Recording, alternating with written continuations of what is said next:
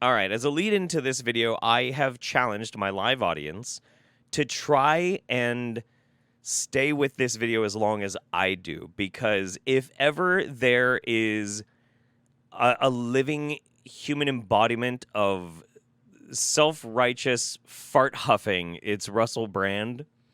I do not like Russell Brand. I despise Russell Brand. I tried to make a video about a Russell Brand video not that long ago, and I don't think I even posted it. Actually, here, I need to check, because I'm pretty sure I didn't post it because it was so fucking obnoxious. Yeah, no, I didn't post it. I never ended up finishing it and posting it because I was like, that is just the most insufferable fucking thing. We couldn't even make it interesting or funny. And so yeah, we're gonna try again. This is Thought the Pandemic Was Bad. This is What's Next. If you thought this pandemic was bad, wait till you see what's next. Are we sleepwalking into a dictatorship?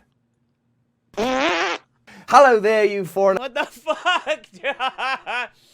Okay, I like the farting crow is pretty good. 1.5 million wonders, you beautiful, wistful coral sweeping across the ocean floor. Have you started to recognize that the pandemic is being used to introduce powers that will never be walked back? And have you struggled to describe this to friends and family? Or Wait. Why in the world? Why in the world did you assume that? I mean, you can just say, like, I am concerned about that, and you know what? I, too, am concerned about that, sure. But that's why we stay vigilant. After the fucking plague of 1918, I mean, there were emergency powers that were enacted in that, and those were given back. I mean, it doesn't have to automatically become the worst case scenario. It just means it's something that we have to pay attention to without freaking out.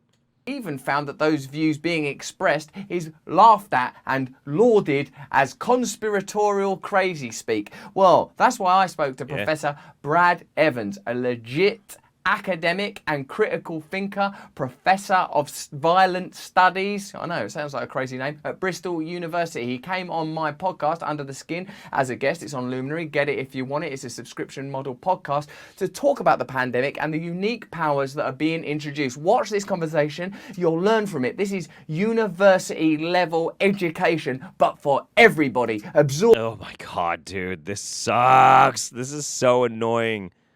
And I forgot that pretty much all the videos on his channel are just like clips of his podcast and shit. But okay, and I'm looking into Brad Evans while we're watching this. Orbit. Arm yourself with knowledge. Do you talk about some of this stuff? I'm assuming you do in Humanitas. Is that how to say it? Your new book. The bit that I've looking at now is it says that you look at the changing nature of sacrificial violence from the theological origins of sacrifice, which we all understand, to the contemporary exhaustion of the the modern victim in contemporary civilization. Do you mean that? Well, there is a kind of, what do you mean by that? Yeah, well, in terms of what I guess a lot of this stuff is touched upon in that book, and what I try to tease out is the way in which certain appropriations of a sacred politics can be taken by dominant orders for power in order to smuggle violence continually into that regime. Okay. You know what? we're gonna absolutely in good faith really try extrapolate what this dude's saying. I'm not finding anything necessarily troubling about this guy. He might be pretty legit. He seems to have a pretty good track record on talking about political violence. But let's try and translate. I guess a lot of this stuff is touched upon in that book, and what I try to tease out is the way in which certain appropriations of a sacred politics. So basically, politics that we understand to be integral or important or intrinsically entwined with our society, being appropriated or misused. Okay. can be taken by dominant orders for power in order to smuggle violence continually into that regime.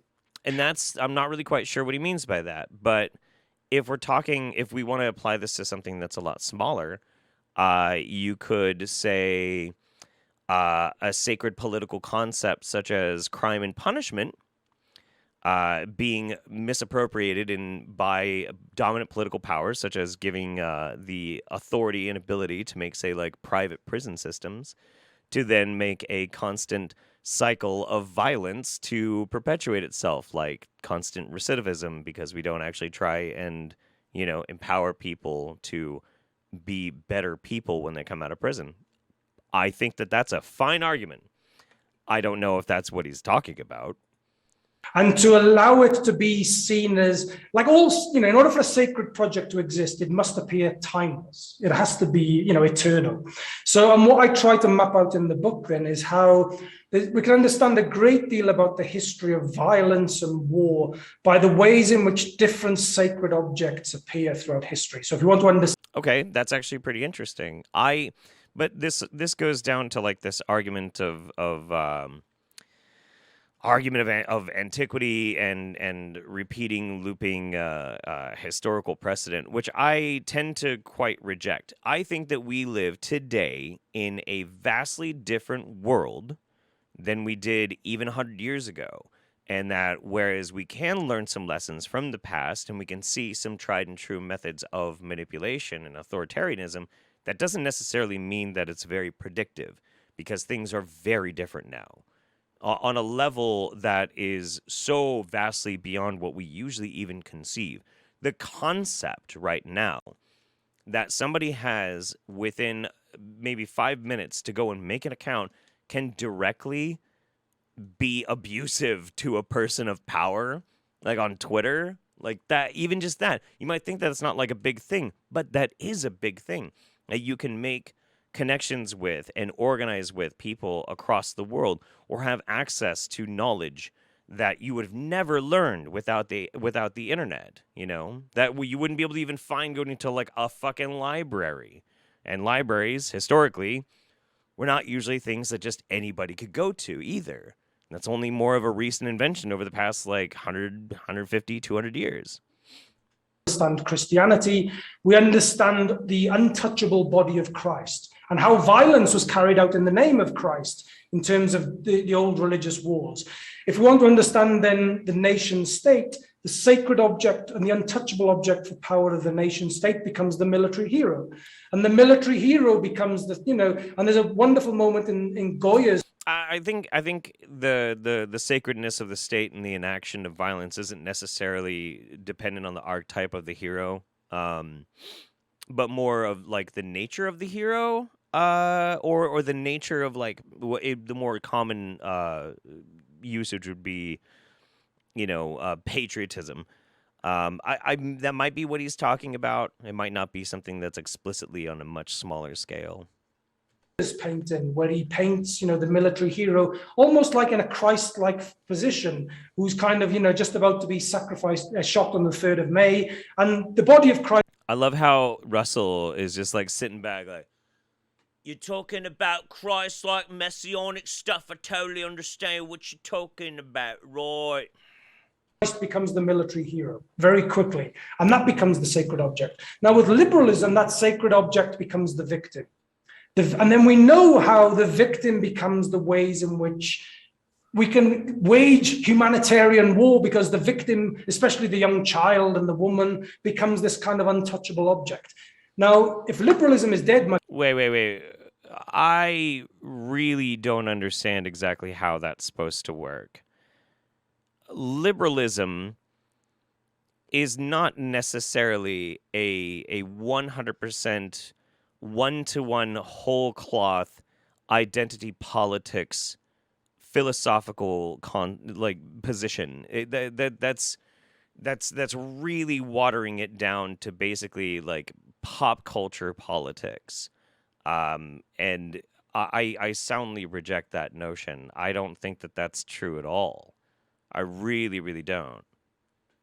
My question is, well, what's the new sacred object? Well, the sacred object is humanity. We're all now told we have to sacrifice constantly. Right? We have to sacrifice, for, the pandemic is a big motif of our own sacrifice for others.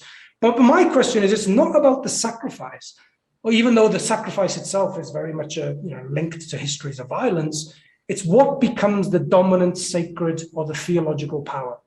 If humanity is now the sacred object, what's saving us in a world in which we no longer believe in God? Each other?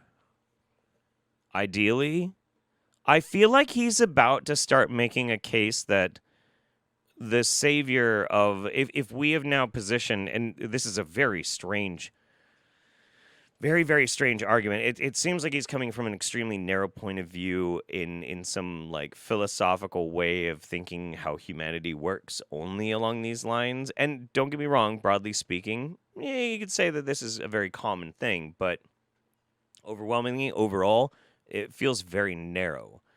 But if for some reason this holds water, and if for some reason the sacred object that needs to be saved is humanity and us to survive a pandemic, I feel like he's about to imply that the forces that be are going to try and position the government in an authoritarian way as the savior. And I'm really going to be pissed if he does that. And that is where the technology comes in. It hovers over us like this kind of imminent, all-seeing divine revelation that's going to save us from everything. And that to me is where there's an appropriation of the more spiritual aspects of what the sacred might mean, put to use in the service of power, because there's no better way to compel allegiance than if you can mobilize the sacred in a very particular direction. And that's where, if the technology, and I was thinking again in terms of the way in which. Wait, why? In what kind of technology?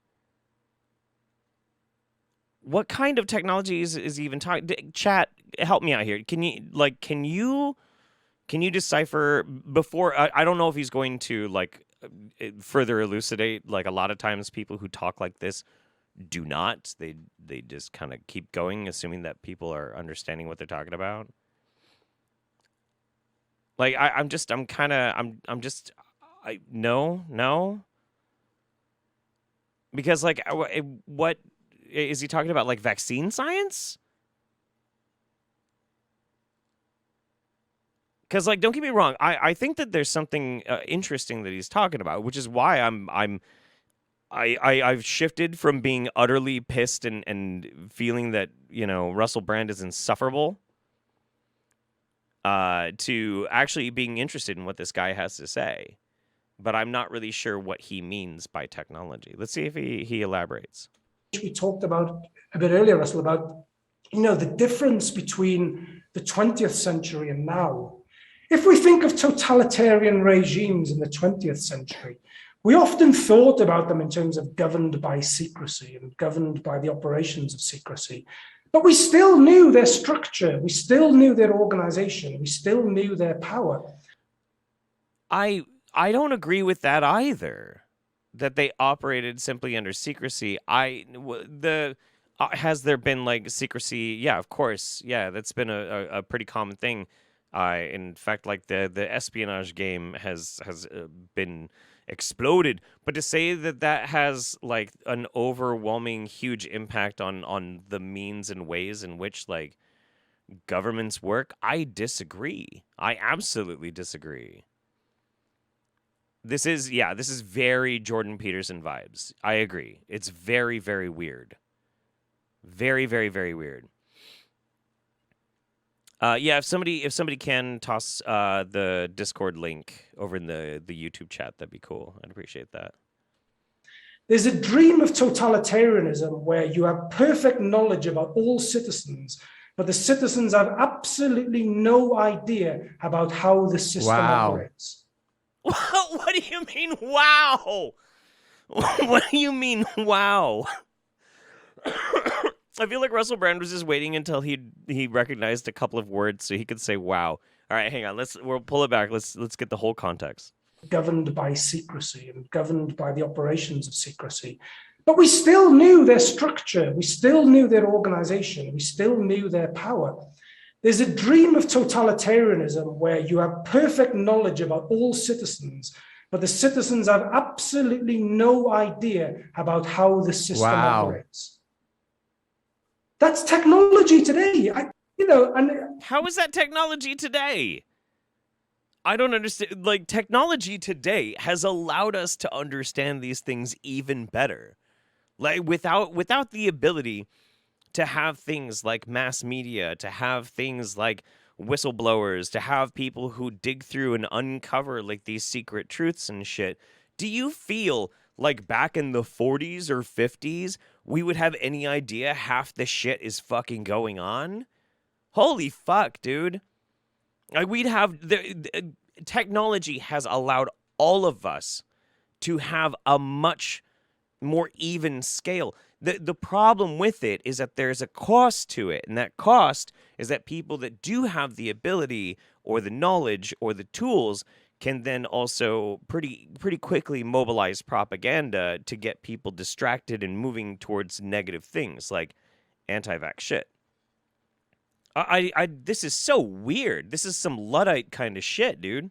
Whether I post something which is critical of technology and somehow it gets no likes, so, have I been shadow banned? I've got no idea, right? So, and it makes you yourself think, am I being conspiratorial here? But I think we have no understanding of the operation of this power because it's like a god. It's an excess. You cannot know it. And I think that's where it becomes, a system of unrivaled power through the object of the sacredness. That's cool.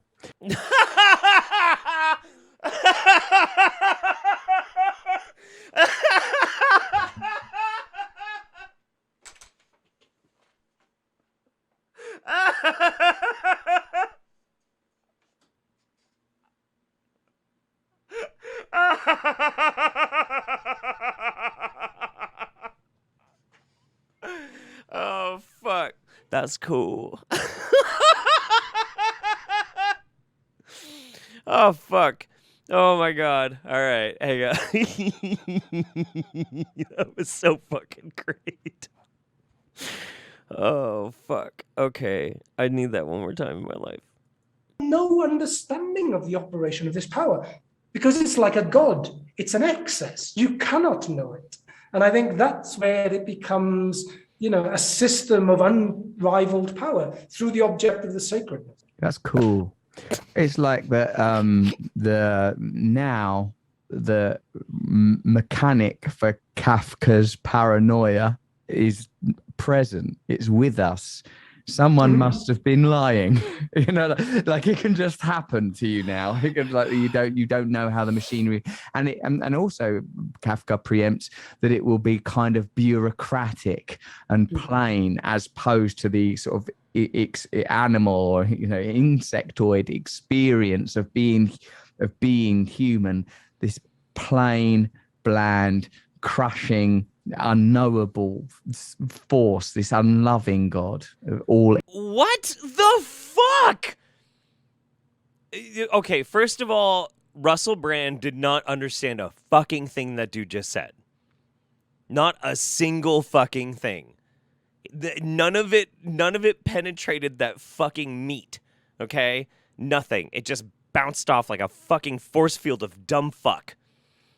But then, like, they're painting this fucking doom and gloom kind of idea, and the only thing that he has explicitly said is that it's all about technology, and that technology is going to empower us or disempower us in a way that we won't understand how this technology or this whatever. I have no idea what he's intending this to be an analogy for. I have no fucking clue. He has not said it. And I don't understand how you could be like anti-technology when it's very obvious that utilizing technology in a very clever and important way is the exact opposite of authoritarianism.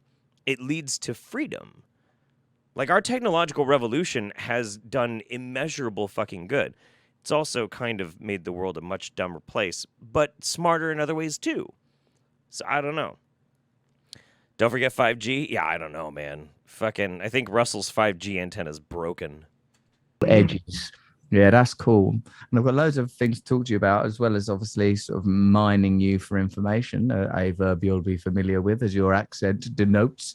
And but like also I want to I think we're going to do some stuff with Luminary next year, God willing, where we like do a sort of masterclass stuff, like where we like set out some kind of areas of education.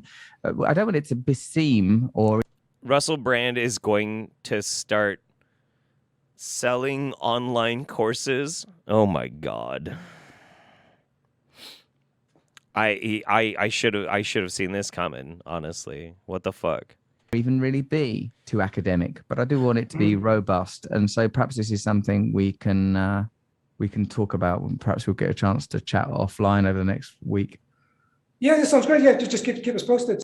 What did you think of that? I really like what Brad says about what you make sacred you can use to control people. Do you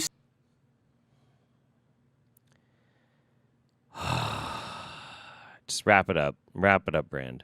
see how that is a kind of religious impulse? Do you see how we have aspects of our atavistic mind still dominating the way that we live our lives today? Man is an animal that worships. I mean, mankind. I'm not being sexist there. So listen, tell me what you think. You watched the conversation now. You understood it. If you want to learn more, sign up to Luminary. You can get it off Apple. Anywhere in the world, you can get that app. It's pretty reasonably priced, I think. But otherwise, just continue to enjoy the free content and let me know in the comments below what you think. Give us a thumbs up. All right. I have a little bit that I would like to kind of put onto the tail end of this. I wrote a long time ago a really long research paper making the argument that the notion of sacredness does an overwhelming harm to humanity, as far as humanity exists on the level of our development as a species and our potentiality. That sacredness is not necessarily an overwhelming harm, but it is intrinsically damaging. Now, that wasn't necessarily like some edgy atheist kind of shit saying that we shouldn't have religion. It's more along the lines that I believe that every idea should be challenged. That's really what it is. And I feel like all systems of power should be challenged. And I still believe that. I'm pretty anti-authoritarian, despite how some people twist my words sometimes. But the thing is that my perspective will always be based on what I think is going to take our species into the future and allow us to survive. I'm interested in the species. I say it all the fucking time. I'm interested in the species. Why I don't really give that much of a shit about politics, even though I like to fuck around on this channel. I like to make a bunch of silly videos where I just rant and I rave because fuck it, I'm still human, regular person. But I'm more inclined to be focused entirely on the species. There is this very, very bizarre, panic-inducing, Luddite desire to return to tradition, which I reject. And then there's this really interesting perspective brought forward by Dr. Brad Evans, in which he seems, I feel bad because I only have Russell Brand's video to go off of. He might actually have a very good salient point, but it wasn't accurately conveyed in the right way, because as far as I could understand, it was a decry of like authoritarian regimes or authoritarian groups vying for control, utilizing technology, and it felt like it was a condemnation of technology. Now, if that's not what he meant, then obviously I was misled, and I blame this fucking guy because I did my best.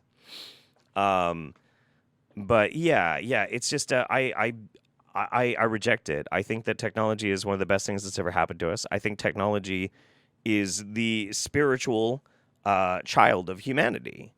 That is truly our most brilliant and beautiful contribution to the universe so far is our own brilliance, our own ability to manifest and create, and then using that as a vehicle to bypass our own limitations and raise us up higher. And I think that we should be pro for that. Should we still watch out for authoritarianism? Oh, fucking course. But this is just panic porn. Honestly, this is what this dumb fuck hippie wants us to take away from this is, yeah. After you think this pandemic was bad, this is what's next. Fuck. This dude's a chode.